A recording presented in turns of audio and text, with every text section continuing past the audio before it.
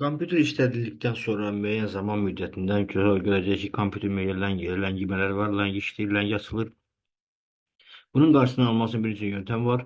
Bunlardan biri də deməli ekranda klaviaturada olan Windows və R düymələrini basmaqla ekrana gələn pəncərədə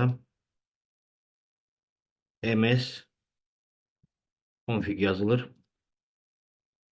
Enter düyməsi vurulur. Ekrana gələn pəncərənin bu səhifəsinə keçirik. Advanced Options girdik. Ekrana gələn pəncərədə bax, bu yeni pəncərədə bax. Burada prosesorun nömrəsi sahəsinə giririk. Ən yüksəyini seçirik. OK vururuq. Ondan sonra OK pəncərəsi vurandan sonra restart. Yəni ki, yenidən yüklə. Seçəndən sonra kompüterimiz sönəcək və yenidən açılacaq və ondan sonra kompüter daha sürətli işləməsinin şahidi olacaqsınız.